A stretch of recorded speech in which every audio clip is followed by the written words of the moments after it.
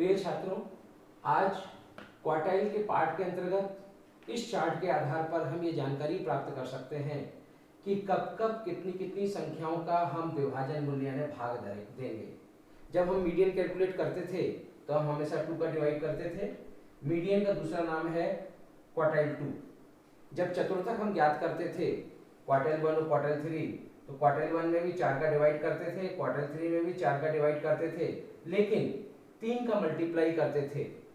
अब इसके बाद पंचमक यानी क्वांटाइल, क्वांटाइल में 5 का डिवाइड तो किया जाएगा, लेकिन प्रश्न के अनुसार यदि क्वांटाइल 1 निकालना है, 2 निकालना है, 3 निकालना है, 4 निकालना है तो इसका मल्टीप्लाई किया जाएगा। इसके बाद सप्तमक सेप्टाइल, सेप्टाइल में 1 से लेकर 6 तक संख्याओं का मल्टीप्लाई किया जाता है और डिवाइड हमेशा 7 का किया जाता है। इसके बाद अष्टमक ऑक्टाइल, ऑक्टाइल में 1 से 7 तक प्रश्न के अनुसार मल्टीप्लाई किया जाता है और डिवाइड हमेशा 8 का किया जाता है। इसी प्रकार दशमक डेसाइल, डेसाइल में 1 to 9 का हमेशा मल्टीप्लाई किया जाता है एज पर क्वेश्चन और डिवाइड हमेशा कितना का करते हैं, 10 का करते हैं, जिसका सिंबल क्या है, डी। और शतमक परसेंटाइल, परसेंटाइल में 1 से लेकर 99 तक मल्टीप्लाई किया जाता है एज पर क्वेश्चन और डिवाइड हमेशा 100 का किया जाता है। हम एक छोटा सा उदाहरण हर एक के लिए कर लेंगे। यहाँ पर चूंकि हम पहले से ही मीडियन क्वार्टाइल 1 हम कैलकुलेट कर चुके हैं, केवल फार्मूले के आधार पर हम जानकारी प्राप्त करेंगे।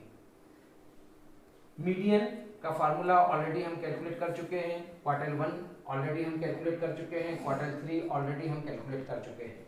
आज हम करेंगे क्वांटाइल,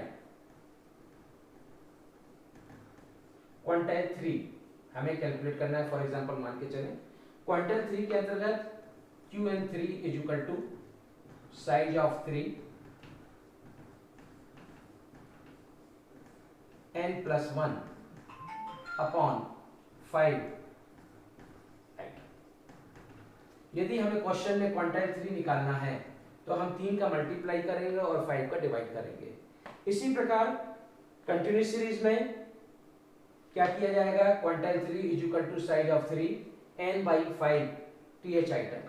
और एक्चुअल क्वांटाइल ज्ञात करने के लिए फार्मूला है Qn is equal to L1, Qn3 is equal to L1 plus L2 minus L1 upon F Qn3 minus C।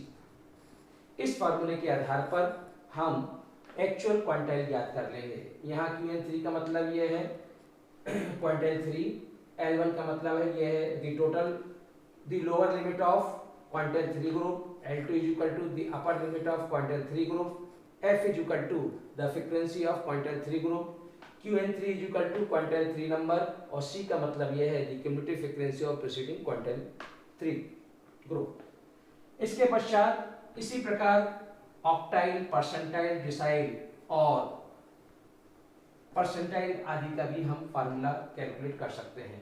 जैसे एक उदाहरण ले लें डिसाइल का, D9 हमें कैलकुलेट करना है। D9 is equal to size of 9 n+1 upon 10 item.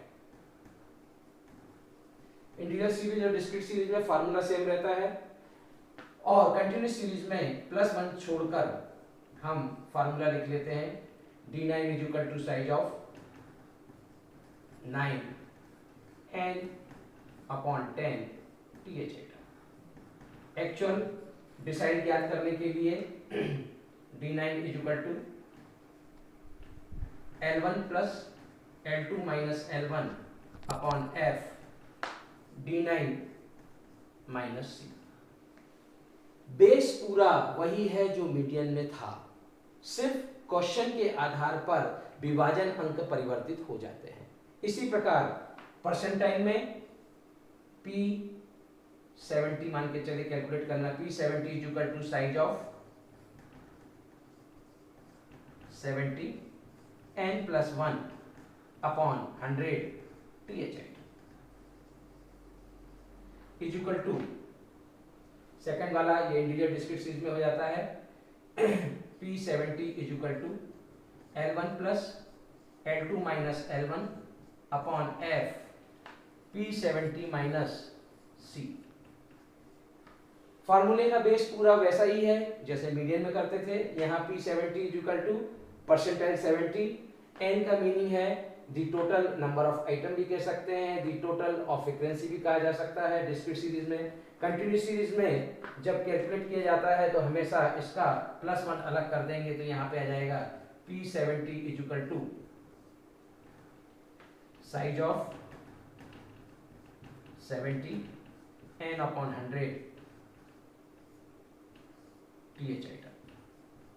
तो इंडिविजुअल और डिस्क्रीट सीरीज में फार्मूला वही रहेगा एक, और कंटिन्यूस सीरीज में दो फार्मूले रहेंगे। पहले के आधार पर हमें ग्रुप पता चल जाएगा और दूसरे के आधार पर हमें एक्चुअल आंसर की जानकारी प्राप्त हो जाएगी।